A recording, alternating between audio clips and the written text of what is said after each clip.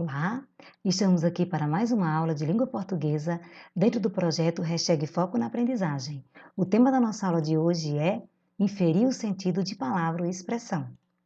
Sou apaixonado pelo mistério, porque sempre tenho a esperança de desvendá-lo. Charles Baudelaire.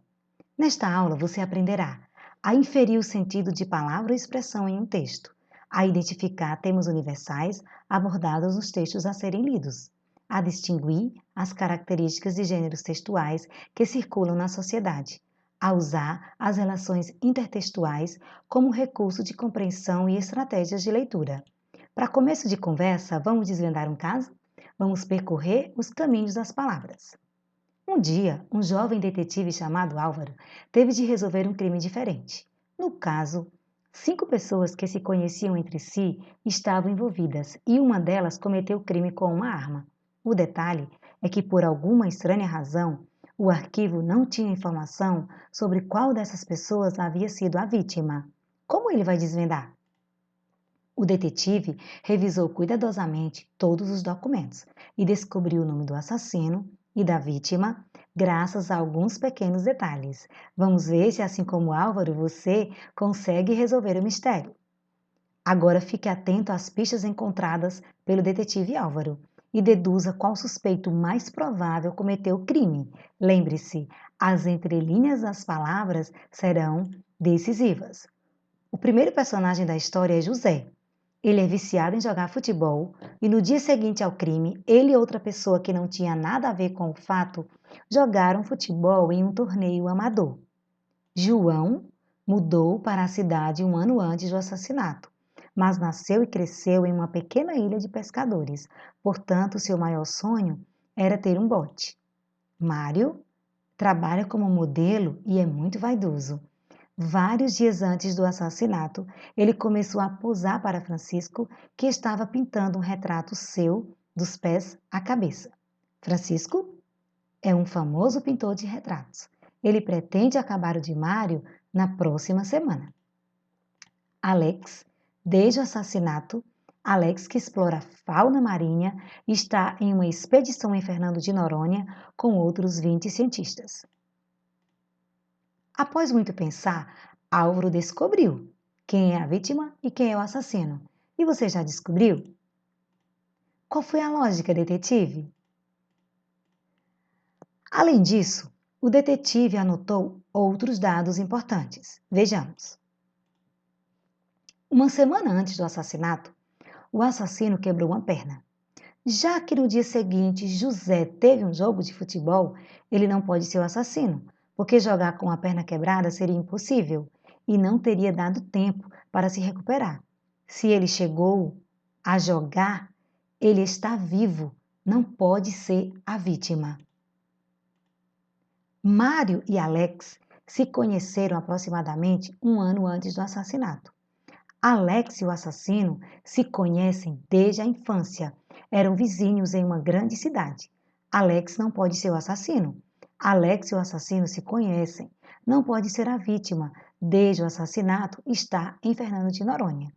O assassino não gostava de praticar esportes e muito menos tinha tempo de ir ao barbeiro e à academia. Então Mário não pode ser o assassino, pois ele é muito vaidoso. E não pode ser a vítima, pois Francisco irá terminar o seu retrato. Portanto, o assassino deve ser João ou Francisco. Porém, podemos dizer com toda segurança que não foi João, porque ele nasceu e cresceu em uma pequena ilha e o assassino em uma grande cidade. Então, João poderá ser a vítima. Resta apenas Francisco. Ele sim está vivo, porque pensa em terminar o retrato de Mário na próxima semana. Então, terminamos o nosso painel com a suspeita de que João é a vítima e Francisco é o assassino. Vejamos. Vamos observar os pontos destacados, que são justamente as entrelinhas, pistas que levaram o detetive a concluir o caso. José, viciado em jogar futebol, e no dia seguinte jogou futebol.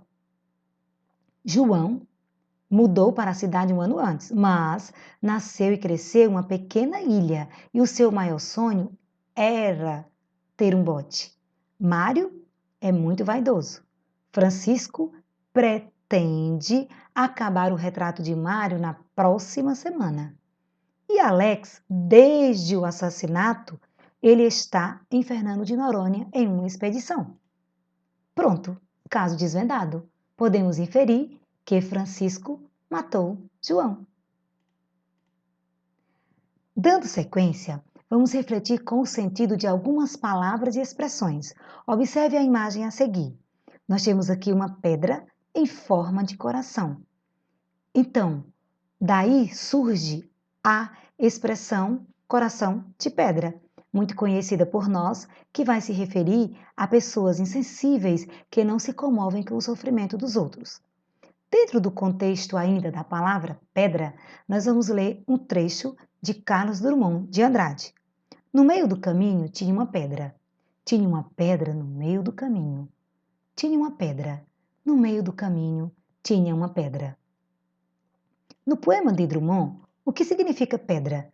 Nós podemos inferir que significa obstáculo, dificuldade, sofrimento, impedimento. A palavra pedra está sendo utilizada no sentido metafórico. Estamos nos referindo a obstáculo, dificuldade e problemática. Colocando-se dentro do contexto em que Drummond escreveu este poema, nós podemos justamente saber que é neste sentido que a palavra pedra foi utilizada. Pois Drummond escreveu o poema No Meio do Caminho Tinha uma Pedra para enviar para a revista de antropofagia e na sua vida pessoal ele estava passando por uma tristeza muito grande, pois o seu primeiro filho nasceu e morreu logo em seguida. Então, para Drummond, este poema foi uma espécie de túmulo e observe que a palavra pedra contém as mesmas letras da palavra perda. Conceituando, nós vamos entender que algumas palavras foram recorrentes em nossa conversa até aqui, como inferir e deduzir. Pois bem, o mini dicionário Howes traz a seguinte definição de inferir: concluir pelo raciocínio, a partir de fatos, indícios, deduzir. Inferir é igual a deduzir. Dessa forma, inferir diz respeito à capacidade de deduzir uma informação que não está totalmente clara na comunicação, seja ela em textos escritos ou orais. Quando você infere o sentido de uma palavra ou expressão desconhecida em um texto, na verdade está relacionando informações novas a partir de pistas que o contexto lhe apresenta. Veja, é preciso observar o contexto, as entrelinhas e informações novas. Esse mesmo processo mental acontece com as pessoas quando estão interagindo nas mais variadas situações comunicativas. E esses 3 pontos destacados aqui foram importantíssimos para que o detetive Álvaro desvendasse o caso, o contexto, as entrelinhas e as informações novas. É preciso ficar atento e observar o sentido em que as palavras foram empregadas. Veja, nós temos o sentido denotativo e o conotativo.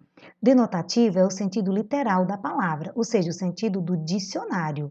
Por exemplo, os domadores conseguiram enjaular a fera. Fera aqui significa animal feroz. O sentido conotativo é o sentido figurado, ou seja, um novo significado em situações e contextos particulares de uso.